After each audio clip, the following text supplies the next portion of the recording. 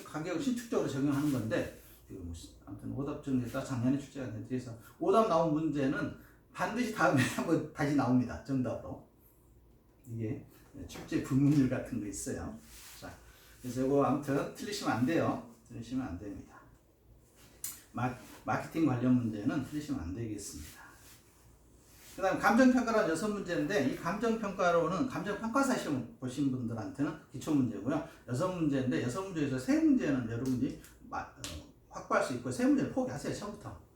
특히 이분들한테는 뭐 감정평가서도 시험 볼 것도 아니고 100점 맞을 것도 아니잖아요. 80점 맞는 데 있어서 감정평가라고 해서 뭐 도 배워놓고 30개 공식 외워야 돼요. 하지 마세요. 하지 마시고 제가 하라는 것만 하세요. 하라는 거. 하라는 것도 못 맞고 있는데 시험 문제. 자, 이 중에서 뭘 알아야 되냐면 161, 162, 163번 적합의 원칙, 균형의 원칙, 변동의 원칙. 특히 적합의 원칙과 균형의 원칙은 반드시 맞으셔야 돼요. 개별 분석과 지역 분석 같이 연결되어 있으니까 이건 반드시 맞으셔야 돼요. 이거 틀리면은 감정평가에서 맞을 게 없어요. 이 감정평가 또 용어의 정리 하나 나오는데 용어의 정리는 또 출제자가 지도 모른가 봐. 지도 모르니까 어쨌든 오답됐다가 뭐 정답됐다가 맨날 이 문제 출제자마다 이렇게 오답이 나옵니다 이렇게 나올라요. 참 알고 출제하자.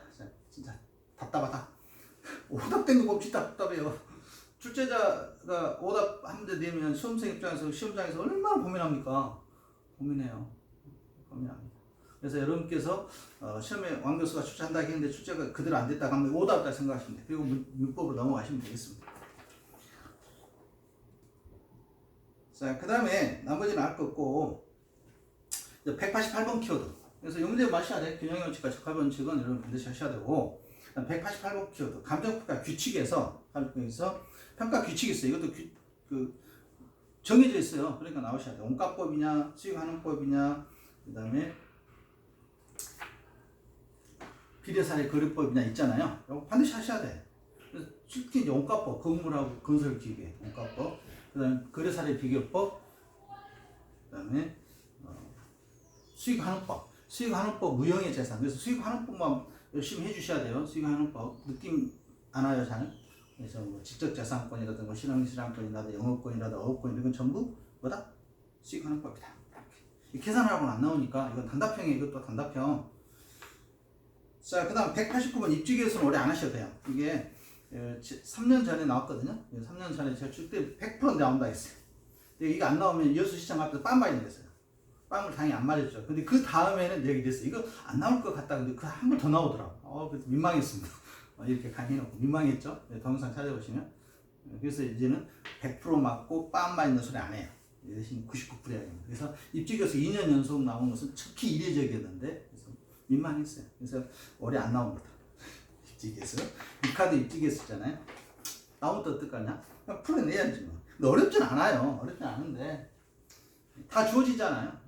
특정 산업 특화돼 있냐 특화되지 않았느냐 눈치 보면 알아요. 문제 보면 이게 특화돼 있구나. 그 지역이 일이 넘으면 특화돼 있는 거거든요. 특화돼 있어요. 요수 같은 건 산단에 특화돼 있으면 화학업종에 특화돼 있을 거 아니에요. 그래서 수치만 보면 대충 느낌이 오는데 이게 풀으려면 시간도 많이 걸리죠. 그래서 올해 같은 경우는 전 안 나온다 쪽에 한 표 걸겠습니다. 내년은 조금 나온다 쪽이 30% 가고요. 올해까지는 재작년까지 나왔으니까 안 나와. 2년 연속 나왔어요. 특히 드뭅니다. 이 리카도의 입지계수 문제는 보통 4, 5년 주기 한 번씩 하거든요. 근데 그때 연달아 나왔어요. 나는 내일 강의를 들었나 봐. 자, 이렇게 해서 다 했네요. 다 했어요. 그 다음 안 했구나. 한 문제 마지막 시험 문제. 여러분 40번 시험 문제가 공시지가 문제예요. 그래서 공시지가 문제는 토지가 나왔으면 그 다음에 주택이 나오고 주택이 나오면 토지가 나와요. 올해는 토지 쪽이 나올 확률이 없죠. 주택이 나왔으니까. 공시지가 문제. 공시지가 개별 공시지가와 표준지 공시지가가 있는데 왜 하느냐? 세금 걷으려고 하는 거예요. 세금 걷으려고. 그래서 하지 않아도 되는 경우가 있고 숫자가 좀 바뀌었죠. 그래서 이거 하나 정리하시면 바뀐 것도 아닌데 그래서 이 40번 시험 문제는 여러분들이 뭐 엄청 두꺼우니까 다 하지 말고 기출문제 5년치만 풀어보시면 돼요. 거기서 나오기로 서로 약속이 났으니까 제가 약속했어요. 그래서 5년치만 풀어보시면 돼요. 너무 보는 거 많아요.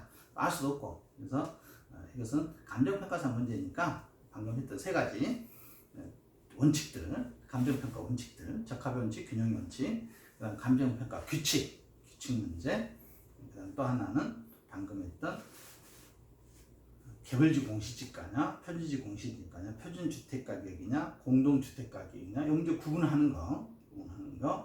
그다음에 하나 더 한다면 가격과 가치. 가격과 가치를 구분하는 문제가 보통 한 5년 주기로 나오거든요. 근데 작년에 출제가 된 것 같아요.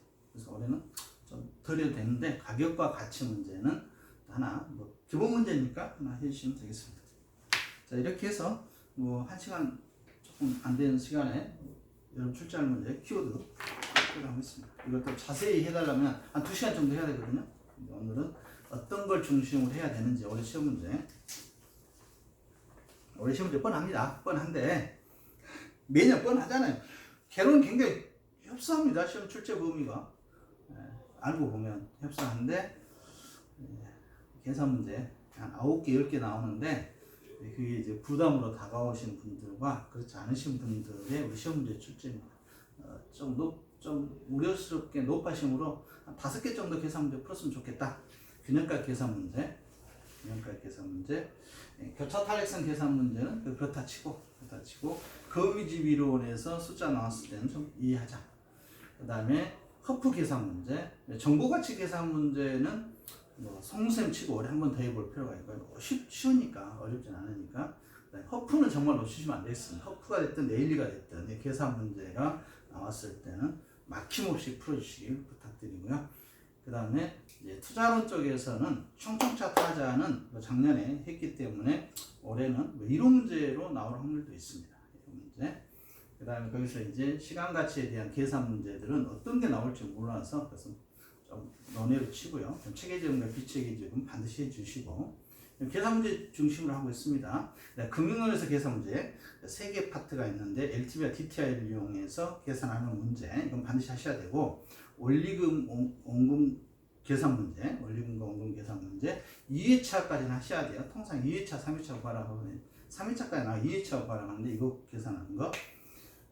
그 다음에 이 정도 계산하시면은 이제 계산 문제는 이제 거의 다 된 거죠. 다 된 겁니다. 또 빠지면요. 계산 문제 제가 한 장짜리로 만들어 드렸잖아요. 한 장짜리 표시되어 있습니다. 올해 34일 출제될 거. 잘 정리하셔서 마무리 하시기 바랍니다. 그래서 키워드 이렇게 써놨잖아요. 50번 읽으면은 8점 보장한다고.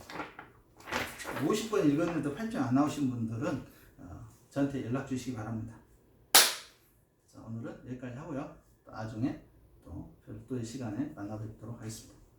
공인중개사법은 한 장이죠. 반페이지입니다. 반페이지 요약해 놨으니까 50번 읽고 50번 써야 돼요. 공인중개사. 전부 암기법이기 때문에. 그럼 1, 2차는 합격하실 텐데 그걸 시행하신 50대, 60대를 제가 거의 못 봤습니다. 어차피 하셔야 돼요. 어차피 하셔야 되니까. 자, 감사합니다.